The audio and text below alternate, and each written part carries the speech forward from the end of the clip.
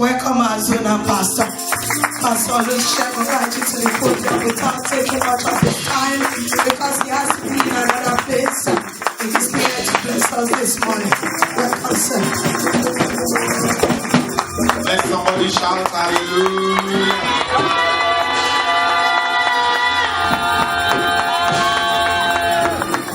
Let somebody shout a big hallelujah.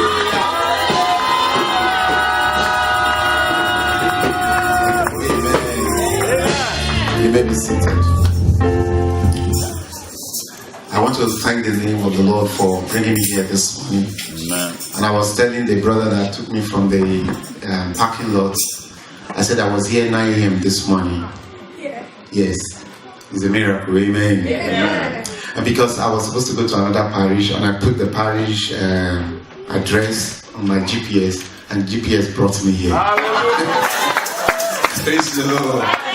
I know there's a song that came to my mind. I don't know, those that are Yoruba here maybe will know it. Ẹ̀rù Ọlọ́run bà mí, ẹ̀rù Ọlọ́run bà mí o, ohun tó bá ti pinnu lọ́kàn rẹ̀, ó sẹ́kọ̀ọ́ rẹ̀ dúró. Hallelujah. Amen. I was so surprised and I had to, I didn't even know this is where the church is meeting. So I had to just reprogram and went, so I was about 15 minutes late in that parish. What am I trying to, what did I learn from that? And whatever God had decided to do. Hallelujah. That was what I learned. So when she now sent me the address and I put the address, I didn't even know I don't know anywhere in Montreal. So when I came here again, I said, oh, I hope this is not a mistake. That was why I called you. I hope my GPS, there's nothing wrong with it. And I discovered that this was where I came 9 a.m. this morning. Thank you, Jesus. Praise the Lord. Hallelujah. And that song came to my mind. Brethren, I think if I don't preach any message today, you should know that our life is in the hands of the Almighty. Amen. It's not in the hands of any man. Amen. Amen. Another thing God taught me this morning was when we were about to start, and this young girl stood up from that somewhere there and gravitated towards that place. And I thought within myself, that's why I said you should leave her alone. What's God trying to tell me? And I asked the pastor, is that the father? He said, that's the father. Why did she leave everybody and just go straight to that place? I started beating the table. I was looking at it because some of us, we come around, we don't learn from the things that happen around us. And God was trying to tell me that because he had confidence in his father. Hallelujah. That nothing can, that as long as he's close to the father, there is nothing that can shake her. And that's why when the usher wants to take her away, she resisted. And I said, just leave her.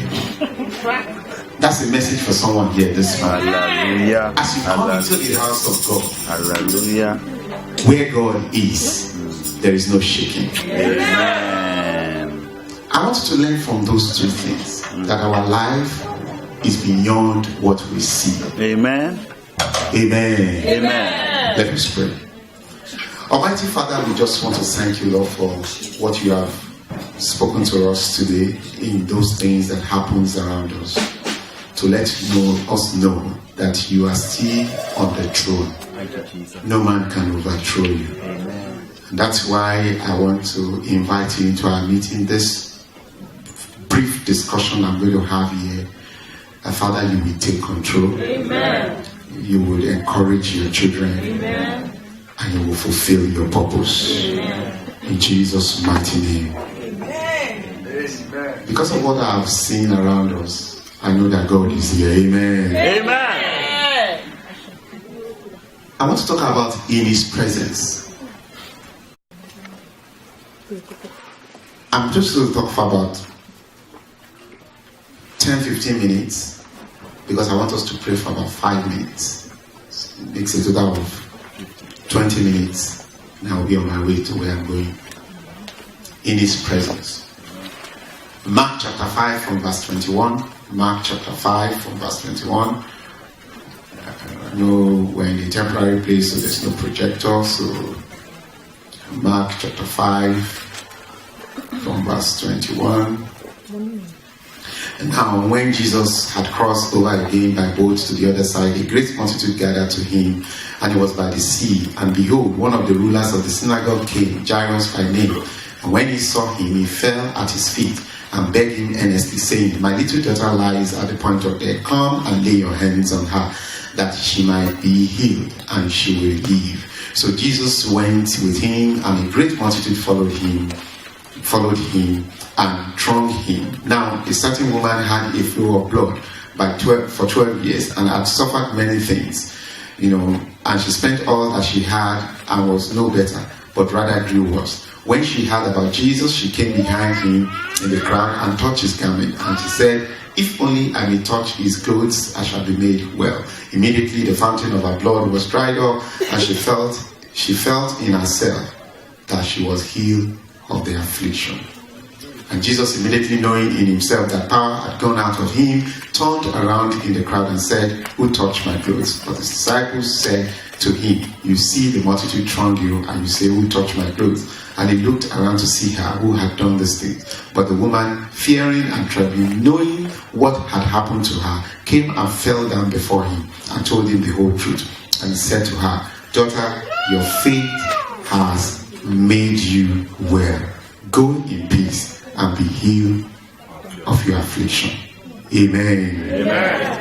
While he was still speaking, some came from the ruler of the synagogue house and said, Your daughter is dead. Why trouble the teacher any further? As soon as Jesus heard the word that was spoken, he said to the ruler of the synagogue, Do not be afraid, only believe. And he permitted no one to follow him except Peter, James, and John, and the brother of James. Then he came to the house of the ruler of the synagogue and saw a tumult and those who wept and wailed loudly.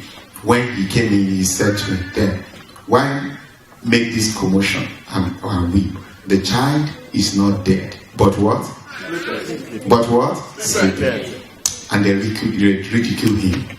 And when he had put them all outside, he took the father and the mother of the child and those who were with him and entered where the child was lying. Then he took the child by the hand and said to her, Tabitha, Komi, which translates, Little girl, I say to you, do what? Arise. Immediately the girl arose and walked, for she was 12 years old. Amen. Amen. And they were overcome with great what? Amazement. You will all be overcome by great amazement this year in Jesus' name. Amen. I said you will all be overcome by great amazement in the name of Jesus. Amen. But I want you to know that a lot of us, we say we have faith, but we still look at men. Amen. Amen. If you say you have faith, you have no business looking at men, because men have a different report and God has a different report. Amen. If you look at the lady that we talked about that came into the presence of God, she came to the presence of God having an issue of blood for 13 years. The Bible says he has spent everything he has on physician and gain, and the case was getting worse, isn't it? Yes. Which means man's report has failed. Yeah. Man's report said that you are going to die of this disease. Man's report says this thing is not possible.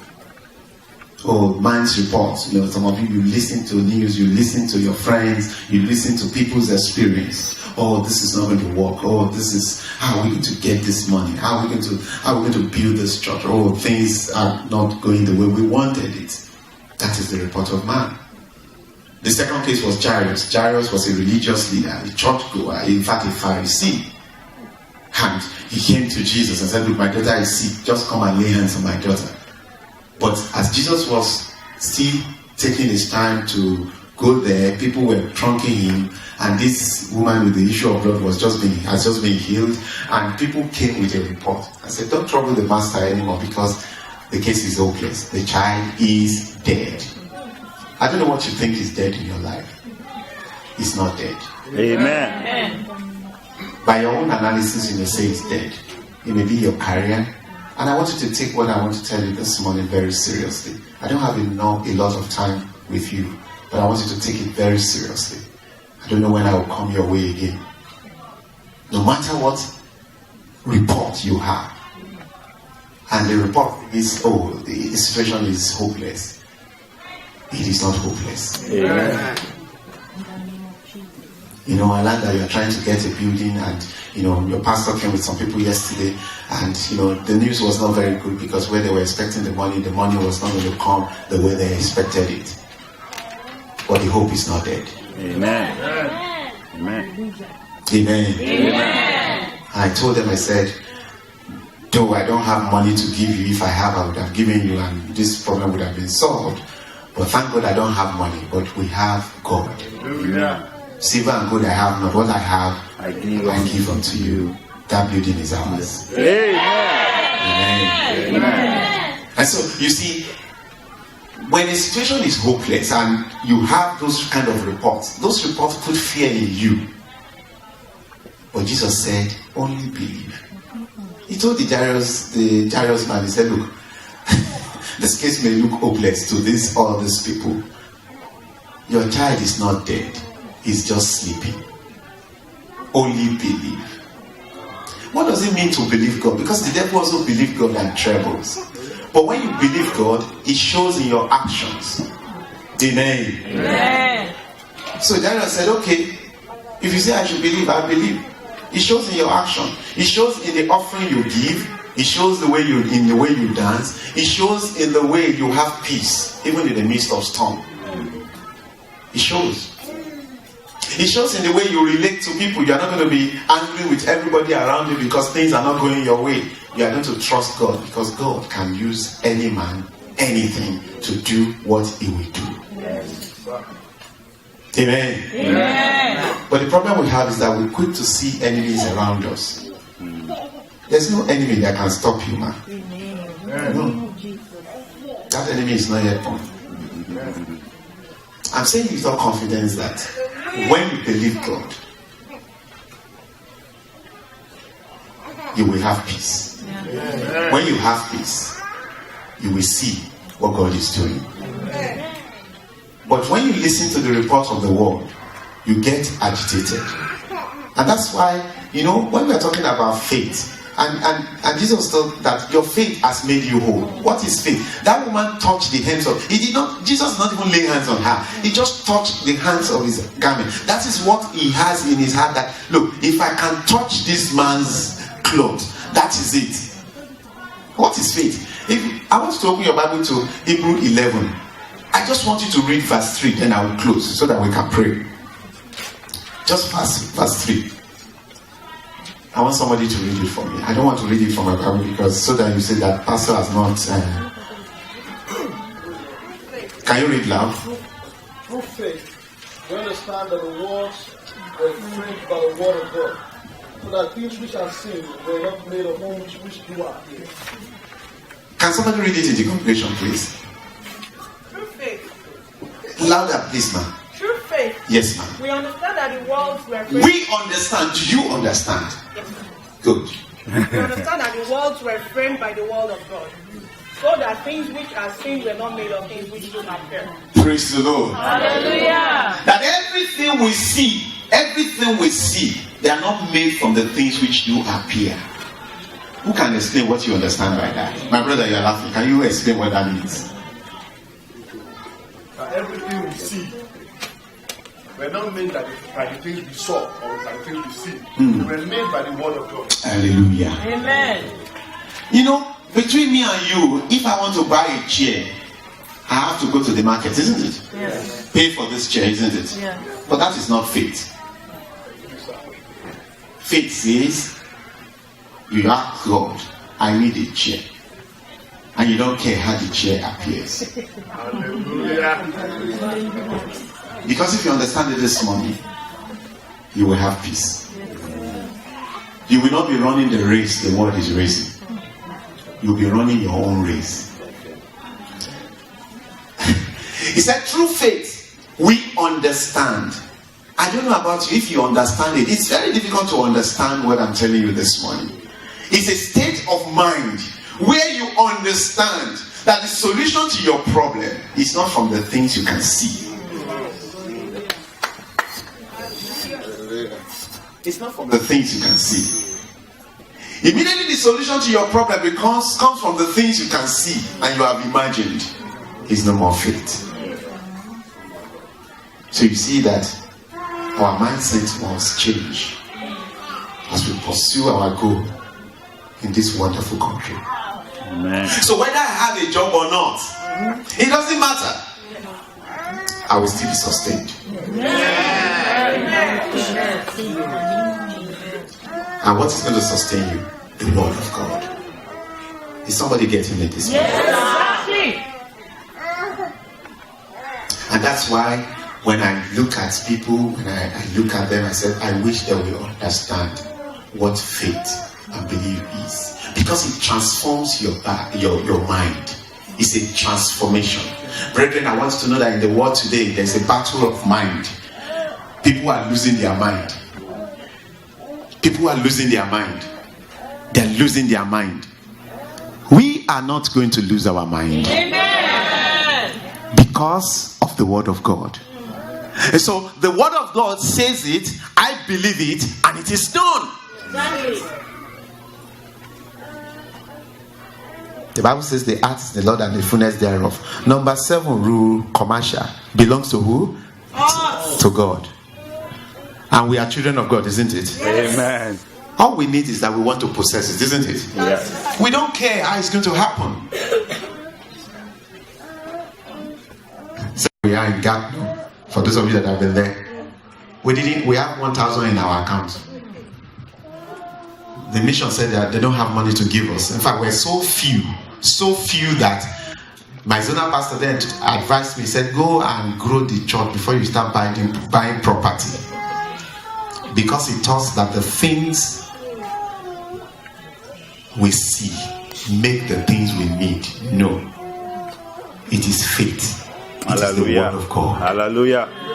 So I told him, I said, thank you very much, sir. Though sometimes you are disappointed, but they are not God, they have limitations, isn't it? That's true. Isn't it? Yes. So I went to God. I said, God, give us this building. Because the word of God says, the earth is the Lord and the what? The fullness thereof. I was not praying for mortgage. I was not praying for it. Just give us what? This building. Period. Sometimes we don't know how to pray. You are hungry. Instead you say, God, give me food. You say, give me job. Is it that is the problem? No. It's food you need, isn't it? When you ask God for food, how the food comes, it doesn't matter. Somebody could knock at your door and give you food. Somebody could say, I've not seen you. Say, come and dine with me. Come and take dinner with us.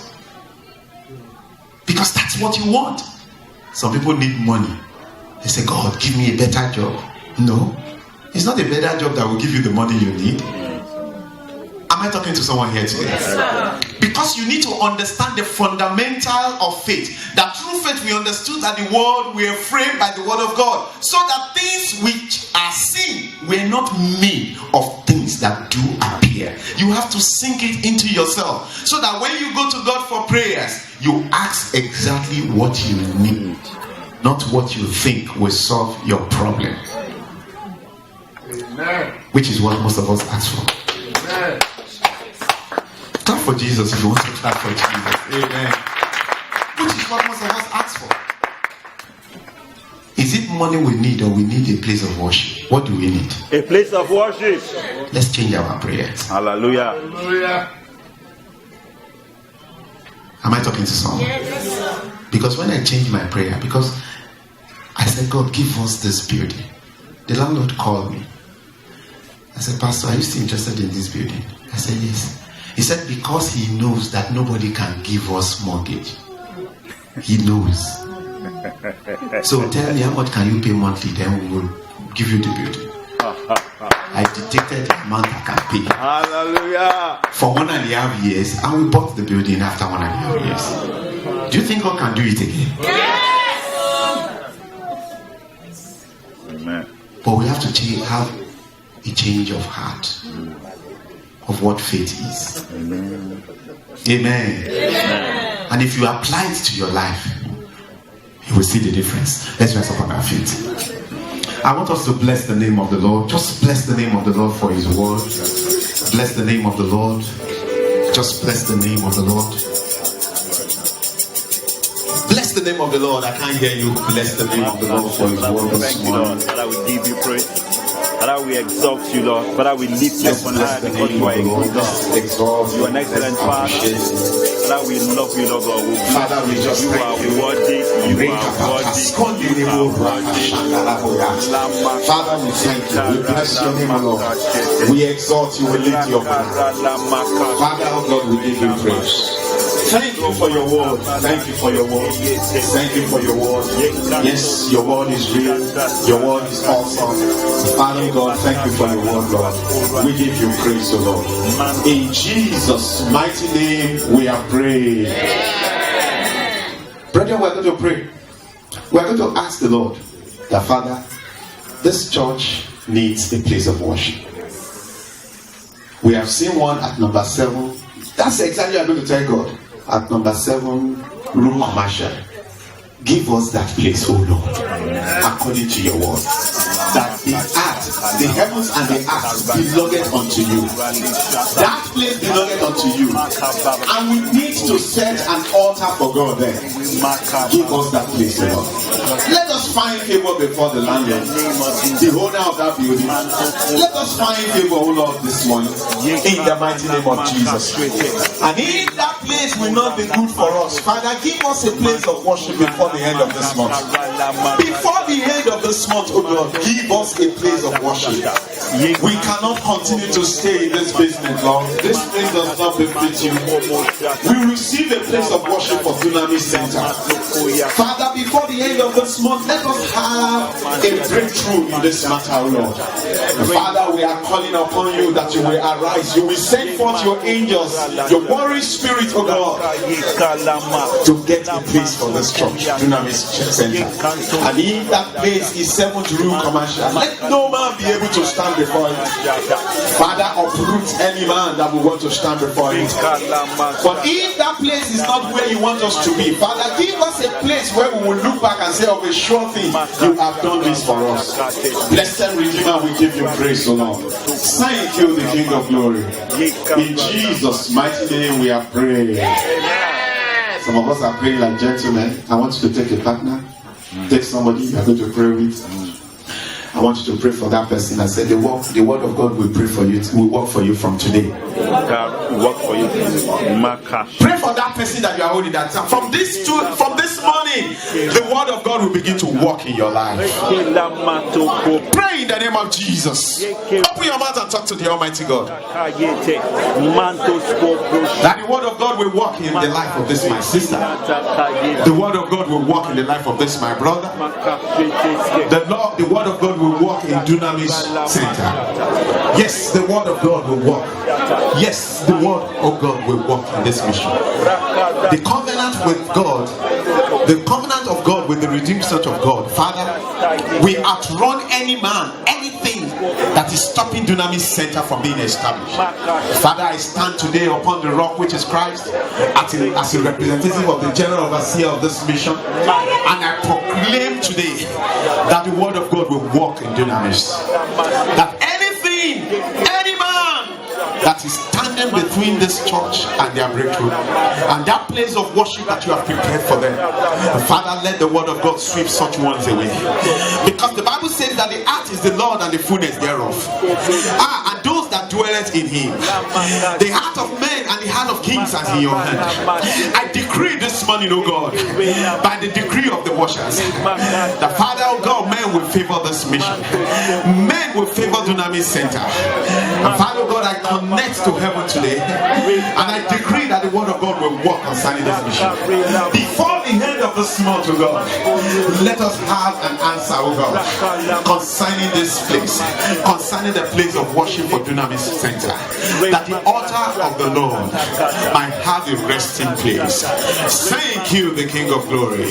In Jesus' mighty name we are praying. Amen. Almighty and everlasting God, I want to thank you. And I decree this morning that the word of God will work for every man that is in this congregation today. My Father and my God, when the children of Israel left Egypt, you said they should go on Mount Sinai and make a sacrifice unto you. Pharaoh struggled with them, but he quieted Pharaoh. And the children of God got to Sinai, and you gave them instruction. And from there they begin to move from place to place until they got to the land of Canaan, where the altar of the Lord had a resting place.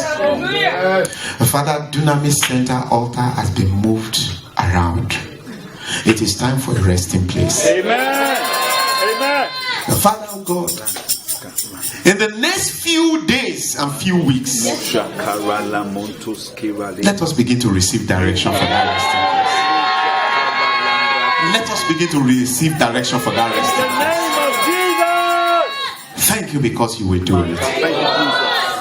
In Jesus' mighty name we have prayed.